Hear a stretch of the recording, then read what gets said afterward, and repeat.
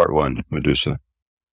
Miss Tilly Maynard awoke to realize she had been sent to an insane asylum, although she most certainly was not insane.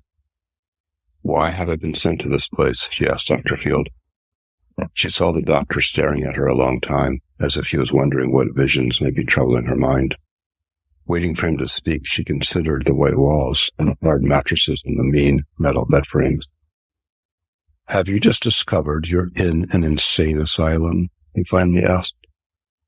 She did not like the tone of his voice. She tried to remember how she got here. She had no memory of the journey, but she remembered her old life, her little apartment, her few framed photographs of her family, and her overstuffed chair. She saw herself in bed, anxious and fearful, as friends brought her soup and cheeses to snack on in her sick state.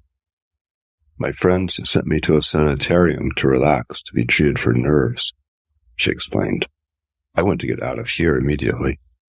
"Well, you won't get out of here in a hurry," he laughed. Miss Tilly Maynard's eyes flashed anger. It was the anger of the powerless. The doctor was simply stupid, and stupidity combined with power is a dangerous thing.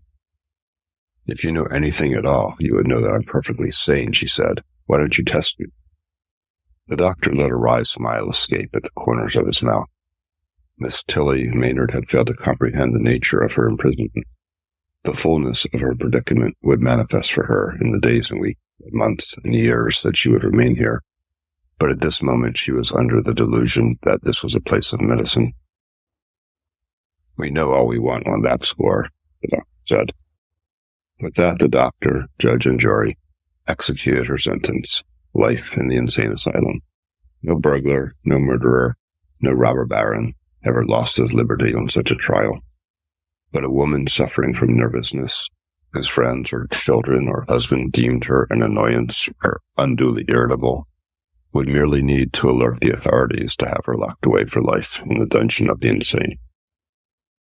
So Miss Tilly Maynard found herself on a boat leaving Manhattan and on her way to the prison on the island, surrounded by cold waters and manned by infinitely colder nurses. The sight left her cold, not even panic, but simply empty. "What is this place?"